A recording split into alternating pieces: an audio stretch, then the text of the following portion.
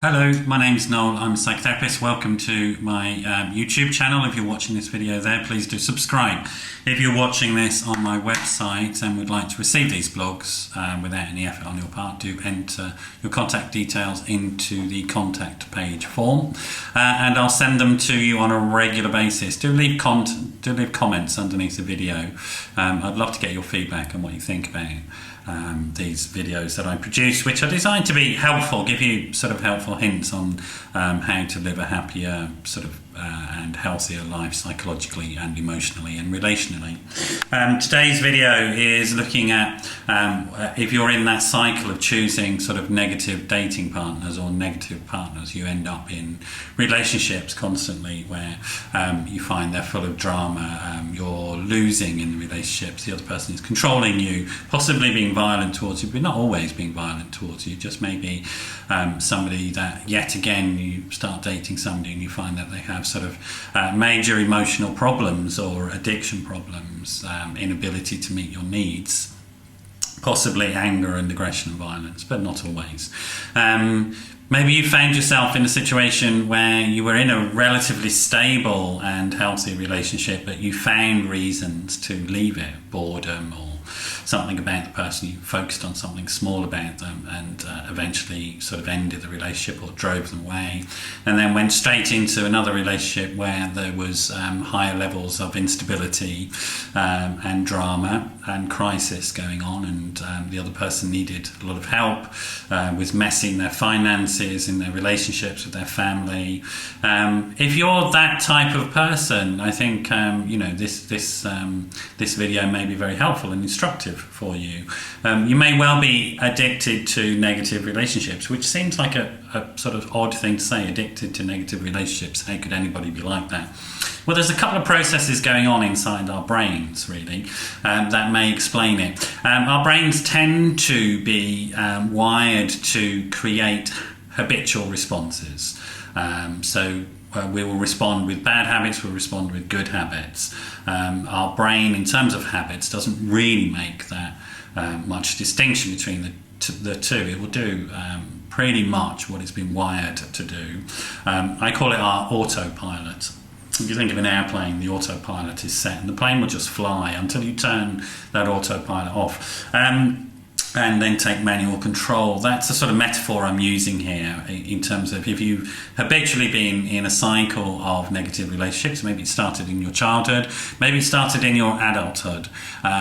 Once you get into that habit, you then have to do the work of resetting that autopilot. And I'll come to how we can do that later on. Or maybe that you have inbuilt into you some of the sort of neurological processes of addiction. Process addictions, forming addictions to unhealthy ways of relating to food, sex, gambling, and even relationships are just as strong as addictions to alcohol or drugs, etc. We think of addiction as being mostly about a substance, but actually it's got nothing to do with the substance. If you know what the underlying causes of that addiction are, or the addictive relationship to things are, is more about the sort of neurological makeup of the brain, certain deficits within the brain, which I'm really going to go into. But it's about stress hormones and reward hormones in the brain, and how an addict will produce stress so that they can get the relief from the reward hormone, dopamine, that type of, or oxytocin, those types of reward hormones. And that can become a very, very negative cycle for an addict as they build up a tolerance to the reward chemicals. They need to create more of a drama, more of a stress to generate more of a hit from the reward hormones. And if that cycle is happening in negative relationships, then those relationships are only going one way, into some very dark places indeed. So that's just to outline it. I'm not going to really go into the neurochemistry or neuroscience of that in this video. What can you do about it? First of all is to spot that you have the problem. So if you do find yourself in this habitual pattern, moving from one negative relationship to another, or find yourself ending positive relationships and moving into a negative relationship straight after, you may need to ask yourself that question: am I doing this?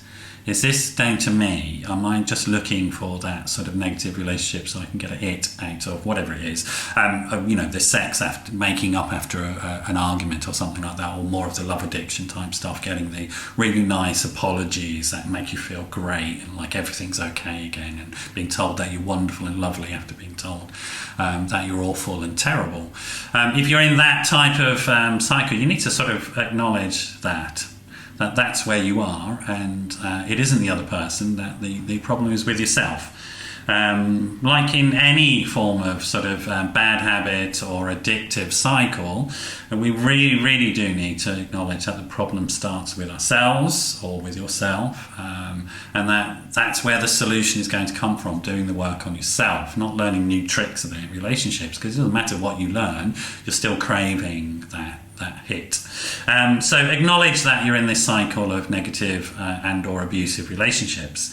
Once you accept that, from acceptance can come some radical strategies for change. But while you stay in denial of that and still think it's the other person, you're not really going to go anywhere. Once you've done that, then you need to think about all the relationships that currently exist in your life. You may well have a whole series of negative relationships that you need to just think about ending, and you probably do have to go cold turkey around this stuff. I suppose the metaphor is thinking about if somebody's trying to quit smoking and they just carry around a cigarette all the time and have a lit cigarette in their hand all the time. It's going to be really difficult to quit smoking. Same with somebody who wants to quit drinking and they carry a bottle of whiskey with them all the time and just open it and sniff it and things like that. You can see that that's going to be really problematic. So if you have got some bad habits around your relationships, around negative people or very needy people who need you to fix them all the time, you have to think about that and which ones that you actually can end. Going cold turkey from the relationships is probably a very important first step. Recognise something about what the nature of relationships are. You may need to go and do some learning about. Don't assume that you know what a good relationship are. But essentially, a healthy relationship is about give and take. A win-win type of situation, if you like. You'll probably find yourself in win-lose relationships all the time. So you may need some help to figure out what a healthy relationship initially looks like, and so you can go and practice it and do a healthy relationship. It's going to feel odd at first because emotionally you're cued into the negative relationship. But with help, and maybe from somebody like myself, a psychotherapist, or some groups that exist, you'll gradually retrain your emotional responses. You need to then do some work around your own self-esteem and understanding what your needs are. You may not understand your own needs. You may have never sat down and thought about them properly.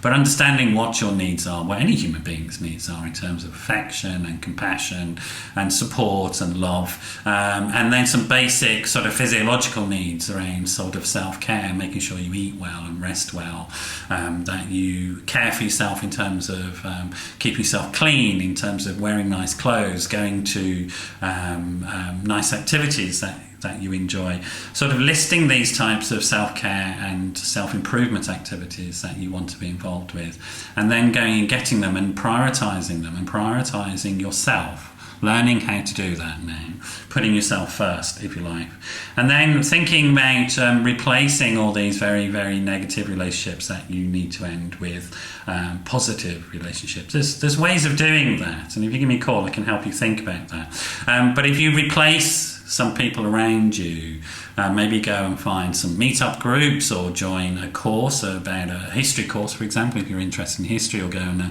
a creative writing course or a painting class and stuff like that. Begin to meet, recognise who are healthy people for you and form those relationships, invite them out for a coffee, learn those basic skills about putting people in place around you who are healthier for you, and that will help the process of rewiring your brain and getting into new habits, new healthier habits. I hope that's been useful. It's a sort of sketchy outline to give you some idea about how you change it. If you want this sort of complex technical term, we talk about the processes that you need to get engaged with psychotherapeutically, and that I would get you into engaging with are what we call psychoeducational and psychosocial. So psychoeducational is about understanding things. What we've learned from research works for human beings to make you happy and healthy psychologically, emotionally, and relationally.